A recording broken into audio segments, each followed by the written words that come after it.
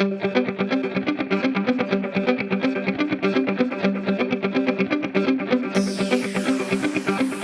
to the Marketing Remix, presented by Red Door Interactive. I'm Reed Carr, CEO of Red Door Interactive. Our show is a senior level marketer's resource for navigating our ever-evolving landscape.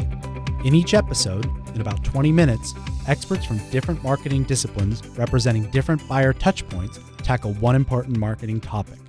Then, what do you need to know, and how does it affect the buyer? Welcome to this episode of the Marketing Remix. Today we're here to talk about advertising on Amazon. Is your brand primed for an emerging ad platform? Efficiency, automation, pricing. Amazon has used those three principles to enter and or disrupt market after market since it started selling books in 1997. Now they're hoping to do the same to the advertising industry. Despite competition from Facebook and Google, Amazon is ready to enter the programmatic space, aggressively expanding infrastructure and hoping brands will ultimately buy ad space on its websites through its platform. How can e-commerce brands position themselves to navigate, purchase, and scale within Amazon's ad platform? In this episode, we'll discuss Amazon's expansion into the ad buying space and what it means for marketers. Today, we're joined by Heather Molina, Vice President of Paid and Earned Media, and Kevin Aaron, Manager of Paid Search. Thanks for joining us, guys. Hey, happy to be here. Absolutely. Thank you, Reed. Yeah, you got it. Well, glad to have you guys. I love these conversations. And it's so fascinating right now. And, Amazon becoming the third major player here.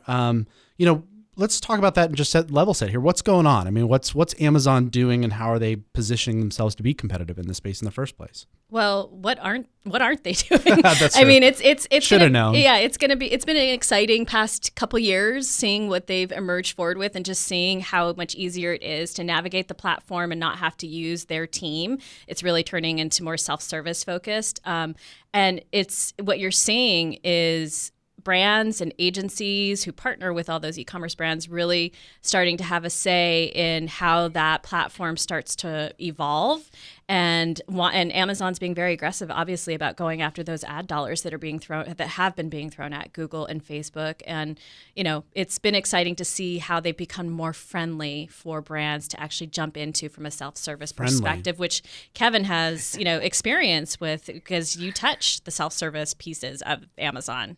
Yeah, Kevin, tell me a little bit about what's there. Actually level set, but even back up on this, what all can you do on Amazon as it relates to media? I mean, they're doing display. I mean, it's all sorts of stuff.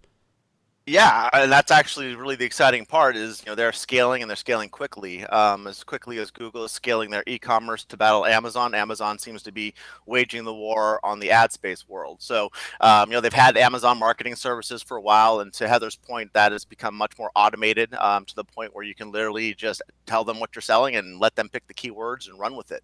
There's a lot of risk, obviously, in doing those types of things, depending on how well you run in your own side and how much you trust Amazon's side, but for some people it makes the ease of entry palatable.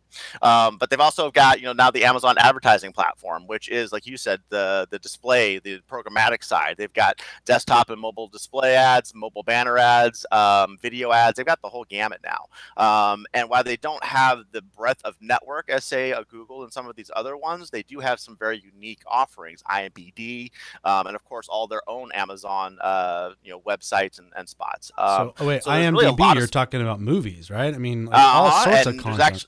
All sorts of content and a place that people love. So, that's when it comes to, finding the right publishers, you want to go where people are going to go frequently. And IMDb is obviously a place where people are going to keep going every time there's a new movie or they're trying to figure out where they saw that actor last time. Right. Or the quotes that were there, or if this movie is appropriate for my child.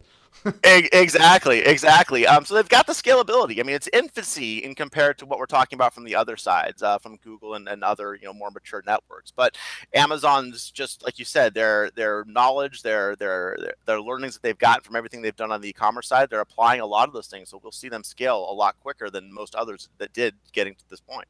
How quickly is it scaling? I mean, as we're seeing, they have quickly become the third major player, right? Yeah, no, they definitely have. And I would say that, we've said it before on this podcast in the past that, the majority of product searches begin on Amazon. So you have to think of it obviously as a search engine in and of itself. Right. And in terms of what you're seeing brands do and how they're playing with it, and the kind of ad dollars and effort from an SEO on Amazon perspective, effort that they're throwing at it, it's gotten very aggressive. You've seen, we're working with brands that are now starting to develop in-house teams to manage their Amazon efforts because they understand both from a free organic perspective as well as that media buying side with the development of that self-service platform that they need somebody in-house or they need a whole team in-house to really help drive that.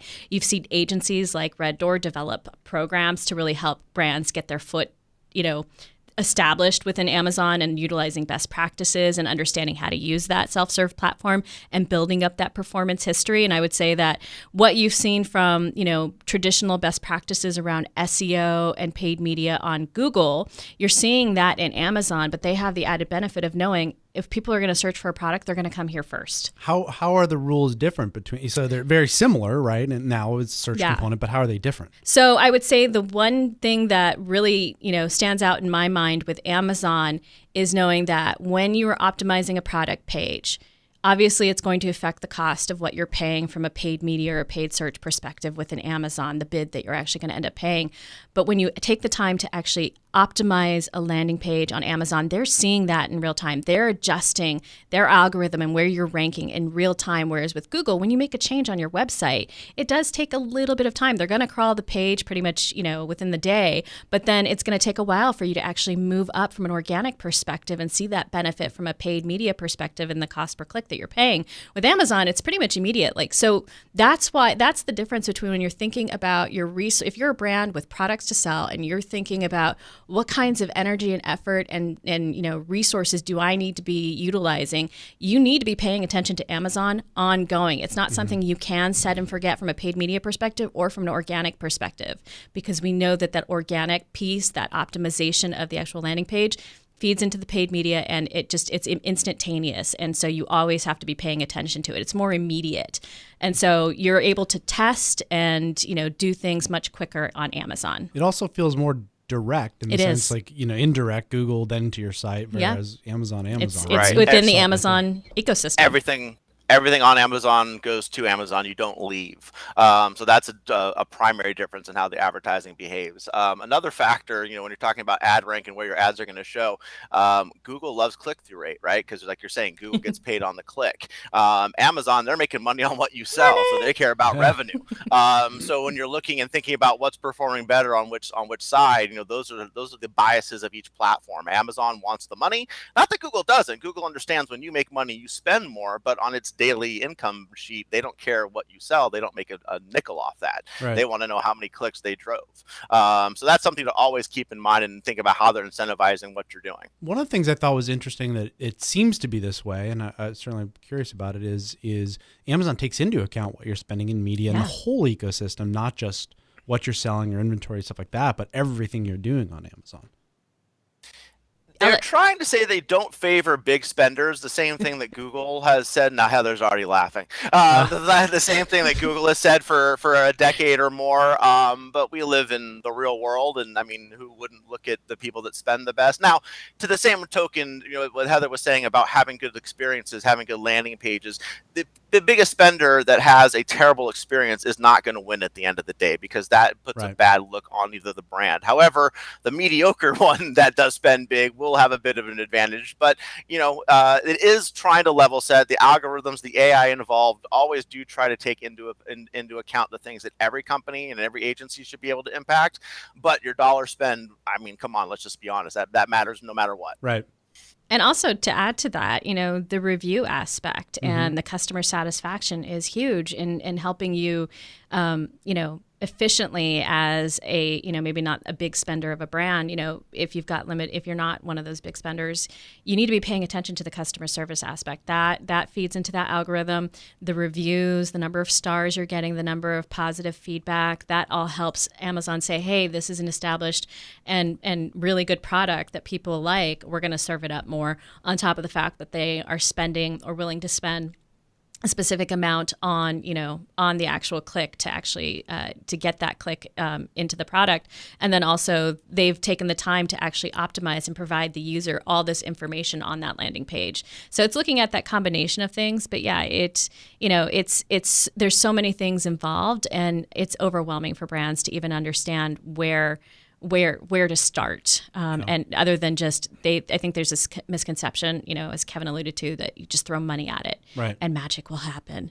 But that's actually not the case from what we've seen, especially now that we have our hands into the self-service aspect and don't have to go through, on that programmatic side in particular, through Amazon themselves to actually run that for us. We can jump into that and program all of that ourselves, which is what we prefer to do. So how much runway is there still now? I mean, as for brands who still want to get involved, they feel like maybe they're late to the game. I mean, they are. Yeah, they are. Never mind. End the podcast. You're done. Sorry. I mean, I think that's true. I think the let's use the word early adapters are gone. However, it's not a saturated space because Amazon is still a bit of the advertising wild west when it comes to where ads can show and how they show. I mean, there's conquesting and then invading the conquest with an ad that somebody's gone into. I mean, they can have literally 4 to 5 different sets of ads running on the same product landing page right now because, again, back to the dollar sign, they're willing to sell. And as long as they sell and they own the property and people are still buying from Amazon, they can keep throwing ads wherever they want. They'll stop doing it when people start feeling like it's too much. But personally, when I've looked at it lately, for me, it is a little too much. I'm feeling like, if I take my, digital marketing hat off, I'm like, this is just a lot of ads. I remember these being the quote spammy looking things that, things started to get away from back in the day. But again, they've got the numbers for their end. They know what works. And at this point, more ads work. And so I would say, especially leading into the holiday season, as things start to ramp up, go for it. Get in there. Find out what space is available. Don't feel like it's too competitive or there's nowhere to get your ad in front of these big major brands. We're seeing all kinds of small brands show up on searches for Bose headsets and all kinds of major brands that you would think have complete protection. But no, you've got the money and you've got the agency or the interior know-how. You're going to be seeing this holiday season, and I can't say that next year that would be the same. Well, yeah. And so speaking of that, we got the next thing coming up. Everyone always talks about. We just got past Prime Day, which I know that with the podcast it depends on when you're listening to it, but where we are in context, we just got through Prime Day, and the next big thing is coming up is holiday. Yeah, but it's only July. I know it's Christmas in July. So, but brands need to be thinking about this right now. I mean, there's a lot to be going on. I mean, what do they need to be doing today in the July, almost August timeframe as we're leading into holiday? Well, from my perspective, they need to be tightening up what their landing page plan, optimization plan is, what kinds of new products they may be adding, and developing their optimization plans for the product pages like now. Right. And actually, if they can, start getting them into place, because just like SEO on Google, it's all about how much history you have in what you've put into place. And then from a paid perspective, Kevin can certainly jump in on this. They need to start planning what their game plan is, when they're going to start to really be aggressive, how they're going to be monitoring the competition to see when they're being aggressive, and what the results within certain keywords in Amazon, what the results pages look like. They need to be monitoring that now. Yeah. I mean, when you think about brands, we have quite a few e-commerce brands based here in San Diego. Talking to some of the client contacts over there, they're already starting to plan for holiday overall, with Google, and then also asking the question of Amazon. They're like, oh, well, we're just still, getting comfortable with Amazon, but they're already thinking about holiday season now and already starting to bid on holiday related terms around their products so that they're building up their bid history.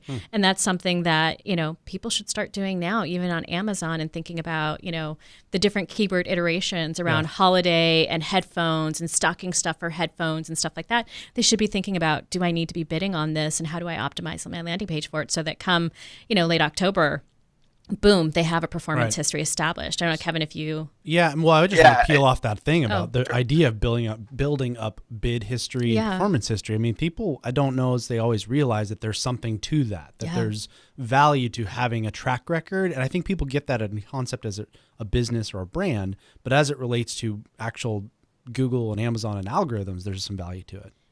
Yeah, it creates a cost efficiency, right, Kevin? Yeah, always. I mean, you think about the amount of intelligence these systems are using to help these auctions. If you're just jumping in, you're coming in with a blank slate and it can't score you. It doesn't know who you are and it has to make assumptions. And when the big dollars are coming in, especially around the holidays, they go to the proven things. They're not going to Right. take risks. They don't do as much testing with their algorithms and ad placements and things like that over the holidays. Those things are done now. So to Heather's point, find out what ad units work for you. Find out where you need to improve. See what your competition is doing. Are they doing carousel ads? Are they doing video ads? If they are, you better do it too. So you make sure that people aren't being swayed to buy from your competitors. I think that's a huge thing. I think you also have to understand that Amazon is its own ecosystem. Like Heather was saying, half of the searches by most estimations for an e-commerce process, and really got to think about it. Amazon is still morally focused to the e-commerce side, but half of people searching for products are starting on Amazon, and then more than 90% of those people make that purchase on Amazon. Right. So unlike Google, where you may get 10 or 11 different clicks, different websites, and you're fighting for that conversion, that's happening on Amazon. To Heather's point, you can search around and see what other people are doing, and more importantly, you can get a sound strategy for your product and making your differentiators known, so that Amazon appreciates it, and more importantly, consumers start to buy it before the holidays. Yeah. Get some purchases. Remember, Amazon wants revenue. They want to know what's going to sell. So make sure that your product has some history leading up to that, or again, a blank slate really is a score of 0 walking in. So is there value to, and I'm kind of leading the question here because it seems like there is, which is, value to doing some of these things concurrently. You're talking about so much of this stuff. I hear the similar terms when you're talking about your own on-page optimization and product optimization, your own SEO strategy as it relates to Google versus Amazon. I mean, how much of this stuff can be done concurrently such that they're actually creating efficiencies in your overall production efforts? Well, it can definitely be done concurrently. It's just a matter of, the keyword research you can do for both, the site as well as for Amazon. And then, the on-page landing page optimizations are going to be different on Amazon than they are on your site. And, all of that stuff can be done concurrently. I would encourage, if you are an e-commerce brand, to really focus maybe more so on Amazon first. If you have to prioritize your resources, focus on Amazon first right now, and really use Amazon, like Kevin was saying, like to test the different and understand the different types of creative types you need to start thinking about building before the holiday season, the types of ads you want to run. If you're seeing something perform, a certain media type perform really well on Amazon, maybe it's then worth it to do a little heavier lifting off of Amazon in some of those other channels like YouTube or other video opportunities, and seeing how it performs, and then studying those results. This is really where having that data science, that business intelligence piece is so key to really understanding where you need to be making investments from a creative perspective, from a budgeting perspective, to really continue to grow and compete in that space. So if somebody listening right now is feeling very nervous that they might be a little bit behind. I mean, where to talk a little bit about prioritization? It sounds like, where would you prioritize today, knowing that maybe you're a little behind, you're trying to prep for holiday, a few of those things in your e-com brand? What do I need to jump in and do? I think you want to take a look at, so 2 things. Number 1, do you have an Amazon presence yet? Mm-hmm. If you don't, to Heather's point, get one. I mean, there's no sense in starting. What are you waiting for? And we've worked with companies that have held out and kind of had this belief that those people are coming back to them the way they used to, and then they go into Amazon like, oh my God, I can't believe all these things are selling. Now, that's one side of it. So get it going. The other side of it too is look at your digital presence. Can you convert besides Amazon? The thing that Amazon takes away is a lot of the fulfillment and the conversion paths that a lot of companies have trouble with. So if that's an issue and that's a lot of money to fix on your site, then really heavy up on Amazon. If you do convert really well and you have a really good, fluid digital marketing machine and website and apps and whatnot, then maybe you don't have to heavy up as much. And that consideration, I think, then comes down to dollars and cents, and that is, you got to factor that Amazon takes a cut. Can you afford the cut? Is there margin in your products? We've worked recently with some clients that don't have the margin to sell on Amazon, no matter how many products they sell. Great for brand awareness, but at the end of the day, they need people going into the brick and mortar to buy the product to get their margin, because what they lose in Amazon is basically break even or a loss. So know that too. Know your values, know your margin, know your customer life cycle if you can, to know that if you can take a loss early on, then you make it back on the other end with more products later on. Those are the things to kind of consider, when you're kind of edging out between where do I invest between Amazon and Google. Yep. Or other systems. I tend to go to Google because it's the biggest one on the block, but there are Facebook and other great entities out there as well. Cool. All right. Well, I think some people listening have some marching orders now. probably a little bit better sense of what's going on in this rapidly changing and exciting space. At the end of the day, like Kevin, you said, it's they care about revenue and sales. So you're actually selling goods, which is always a good thing as well. So guys, thanks for joining the episode. Appreciate the time and looking forward to the next one. Awesome. Thanks. Thanks for having me. Appreciate it. Take care.